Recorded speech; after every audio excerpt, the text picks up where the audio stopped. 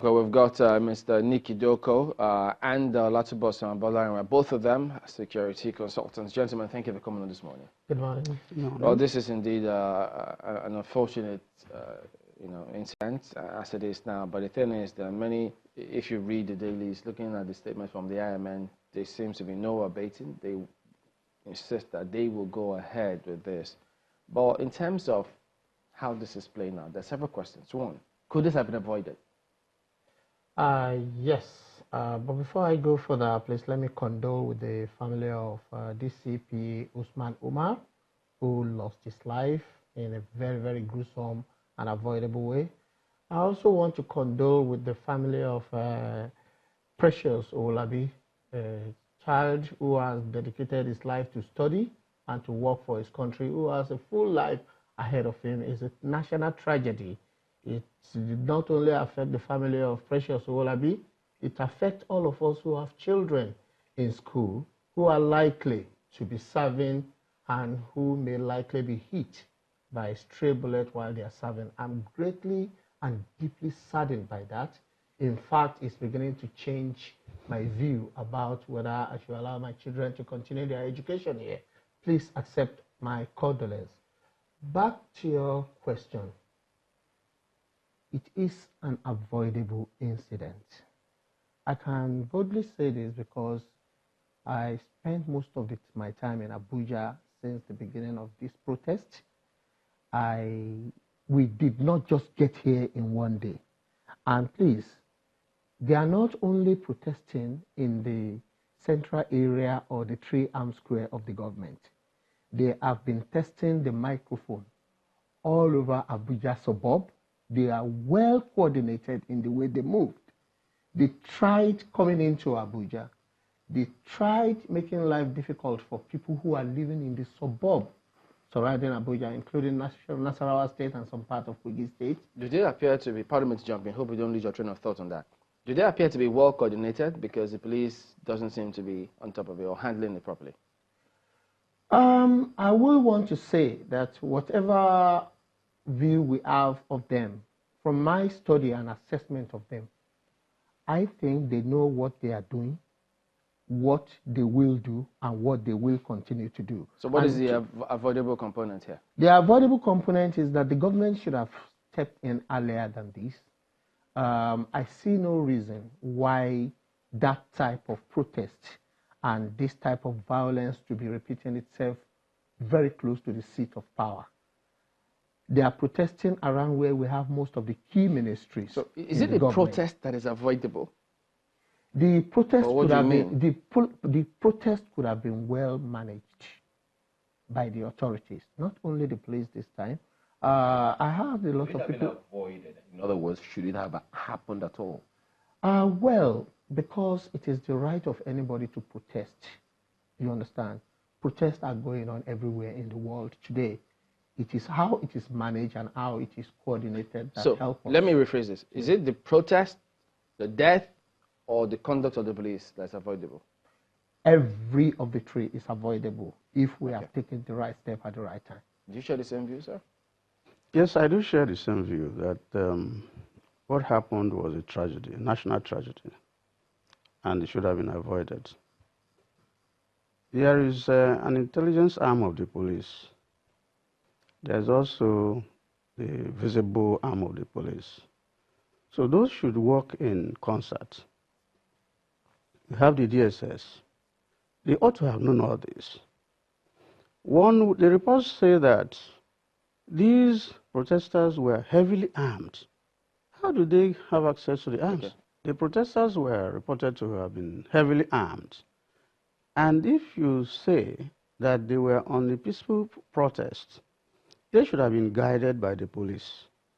And the fact that they had arms, was something else that should have been, nipped in the bud in the first place. And that led to the violence, the extreme violence, and leading to the death of a top brass police officer, and then, another illustrious citizen. We waste life a lot in this country. We do not organize. We do not manage. We react to things on the spur of the moment. And I think these things would have been avoided if care was taken. So, you mentioned earlier that there is something, a significant role the intelligence arm of the police could have played to avert the extent of the gravity of what happened yesterday. With what happened, does that mean that they weren't aware that this was going to happen, or what do you think could have happened? It seemed that someone dropped the ball at some point. No, I think it's just a failure of management. Failure of management. The protesters have an antecedent. This is not the first time they have gone on protest.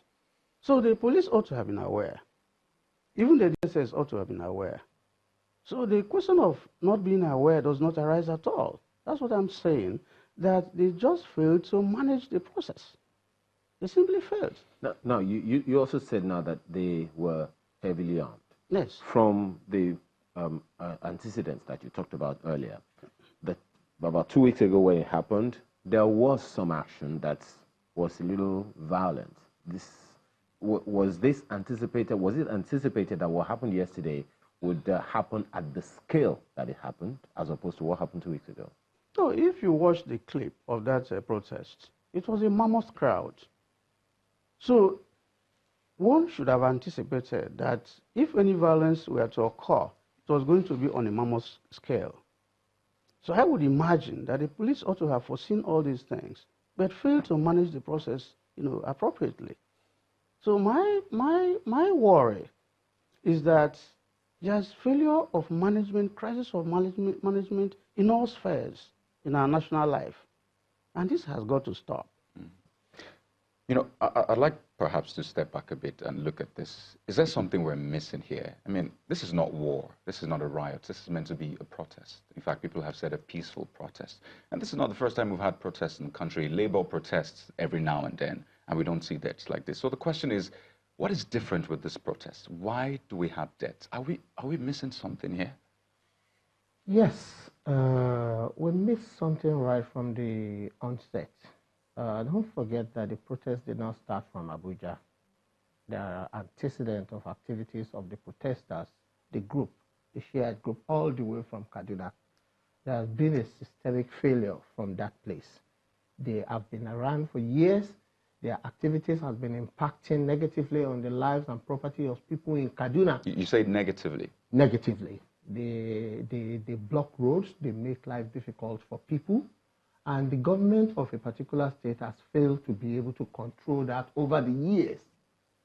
Now, a new government came in and saw the need to checkmate their excesses, and now that protest, that group, that behavior has created some kind of chain reaction from this group, and it has moved all the way from Kaduna down to Abuja. And we all saw it, how it played out. When they were at the border of Abuja, there was clash between them and the army. Many of them were killed. Now, my question is, can any human being, any citizen, anybody, any entity get that close to the seat of power carrying arms? Who are we supposed to blame, or who are we supposed to ask questions about this? The same bullet that killed Precious Owolabi and the one that killed the CP Umar could as well kill any governor, senator, or the president. Should we continue to allow this to go? Should we do a retract and recheck ourselves and to know whether we are in the right position on this? Are we on top of this or not? That's the question we should be asking the authority now. Another question is, when I asked earlier if we're missing something, now you begin to wonder, is there a possibility that someone stands to gain something from this, either politically, economically? Because you wonder, why are we where we are? I mean, Mr. Doko, what are your thoughts? Yes, somebody stands to gain something.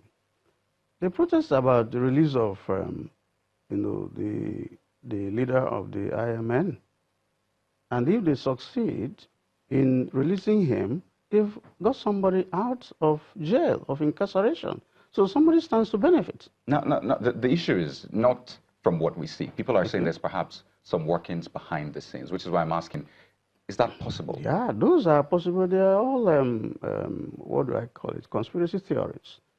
But somebody, at least, we know, stands to benefit from the protest.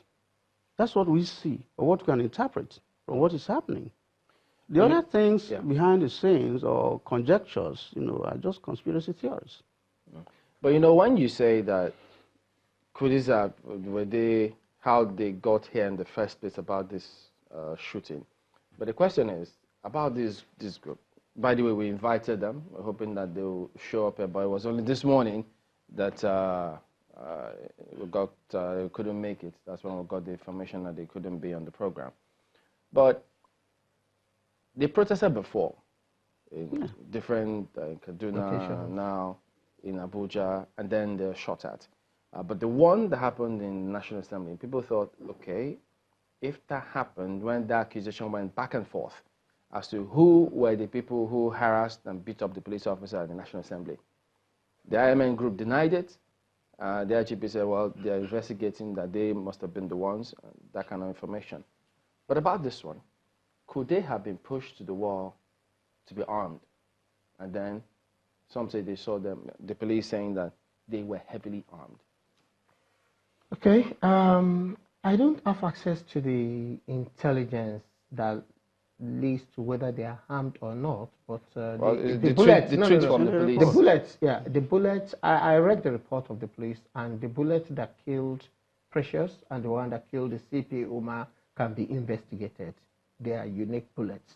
So I will want to wait to see the outcome of that and ask some questions around maybe for next time. But that's a normal, natural thing to do. Yeah, investigate what transpired. Investigate what transpired and learn a lesson from it to avoid such incidents. But my own question is the level of engagement of the government with protesters, dangerous the government protesters. Or the police or security agencies? Security agencies and the government as a whole, because it's now affecting the government. So I'm not exonerating the government. The federal government, the security agencies needs to work together. To me, if you ask me very well, I think the level of engagement, communication with those groups should have been handled better. I think there should have been. What do you mean? Okay, let me tell you, if I am the CP, if I'm the CP of Kaduna, sorry, CP of FCT, I will have created an assembly grant for the Shiite group. One, I would have organized people from the government to hear them out. So there will be a stage. There will be a praying location for them. There will be water. There will be toilets for them to use. I'm a resident of Abuja. And when I see this crowd coming together during the day, the question I keep asking myself is, where do they disperse to in the night? I kept saying that they are well coordinated because the Shiite group can assemble about 5,000 people at Area 1 roundabout. And when you look at it and you call the control room to call their attention to that assembly, the way they disperse and you don't know where they disappear to is very, very funny and alarming. Now, concerning getting a venue, creating that area for them to be, and then bring officials to come and listen to them, having seen the way they protested, is that what they want? Because they want to make a point to the government to get their voices heard by perhaps inconveniencing people, taking their protest from one area to the other. So wouldn't getting a venue, number one, be interpreted as though, oh, you're actually encouraging the protest, and secondly, putting them in that location, would that actually solve the problem? No. Not necessarily solving the problem. But if you had the earlier speaker who spoke about this, spoke about their lawyers, spoke about several other things, I think they have the right to protest. Everybody has. You understand? And the way they go, and they are not the only one currently protesting in Nigeria or in Africa or in the world at large. And we need to bear that in mind. We need to learn a good lesson from this protest for future protests. We don't want other groups to start learning from this and have a repeat of what just happened.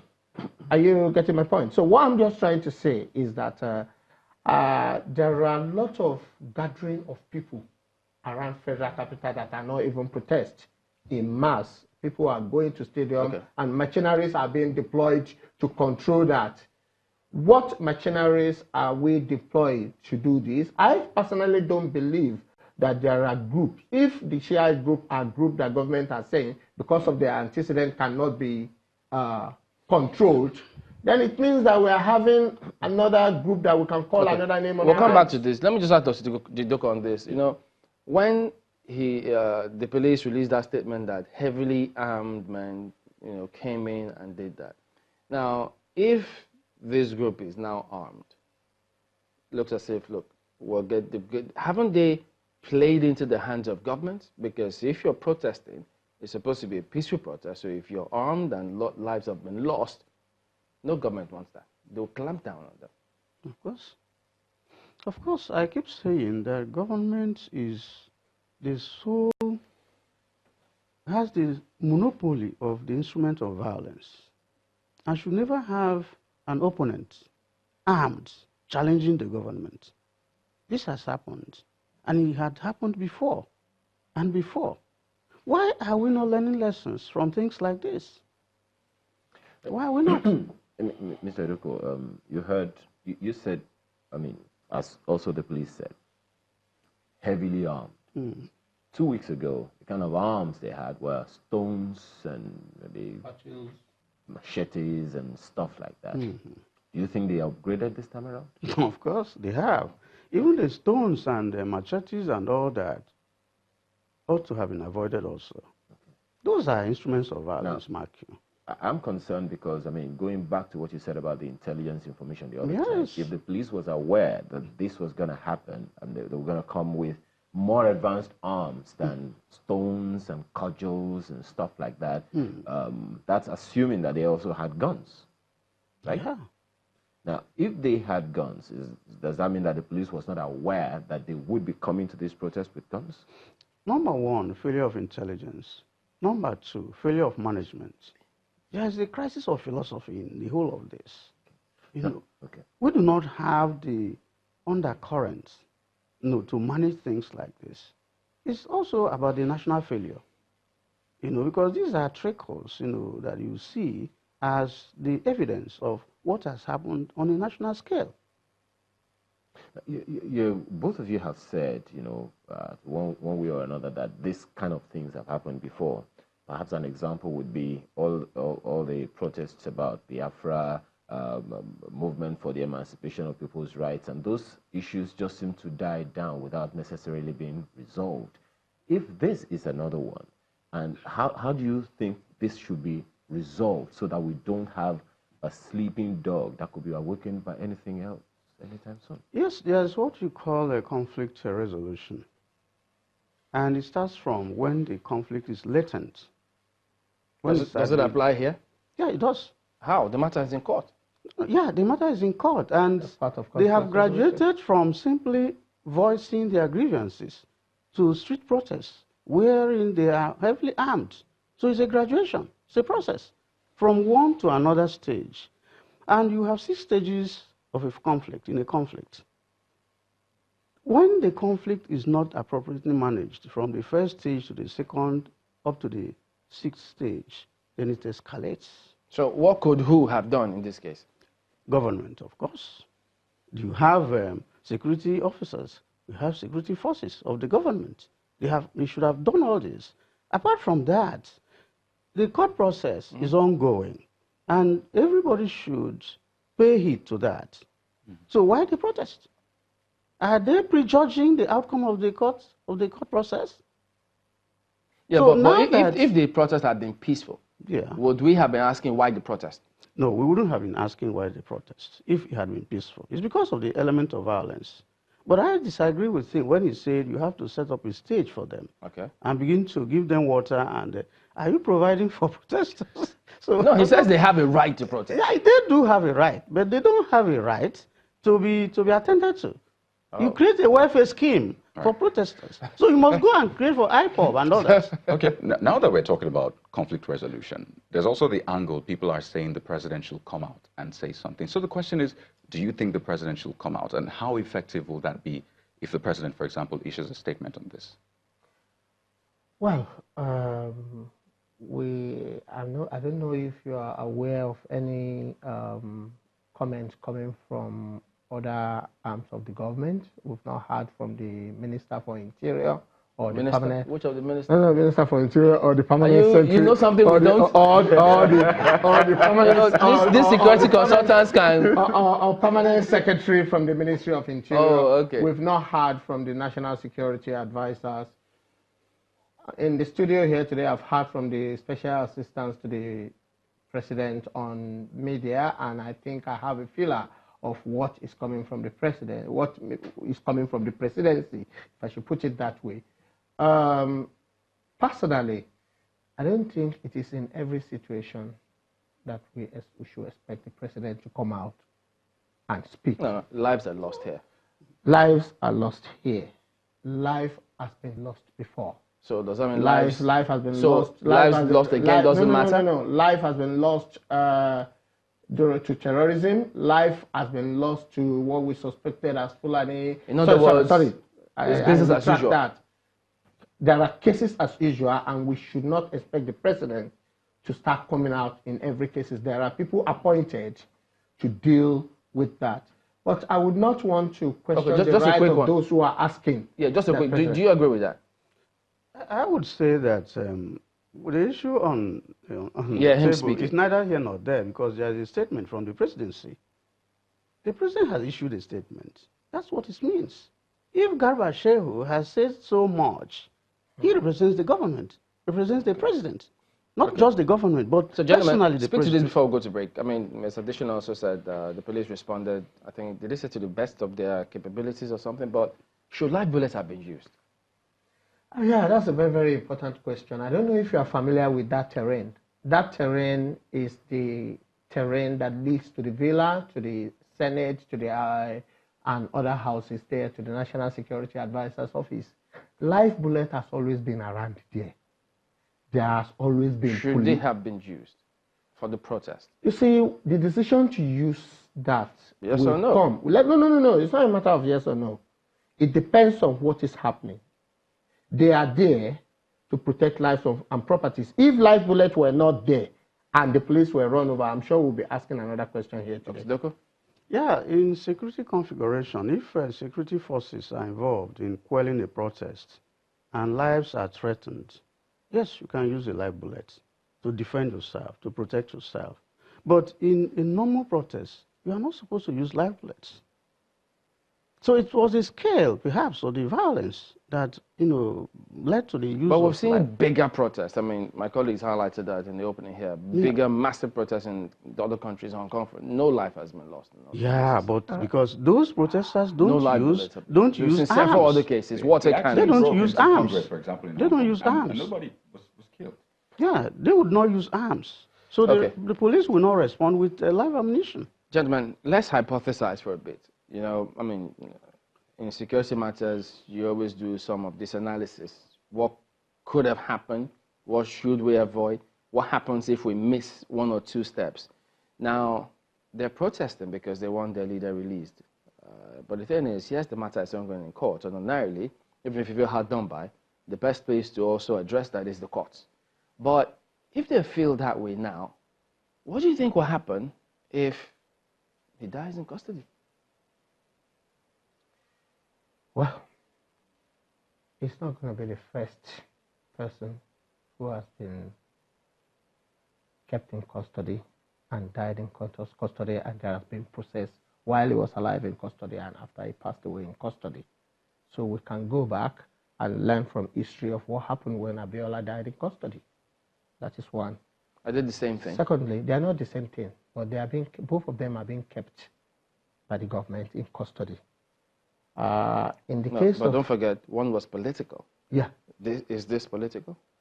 Well, I wouldn't want to peg it on whether it is political or religious. I don't want to narrow it down to that. But the question you're asking, and the answer I want to give to that is that either way, the government needs to be better prepared. We need to learn a lesson from this. What if he's released? Could government be thinking, well, if he's released, there might be more problems for us? Well, the man has an antecedent.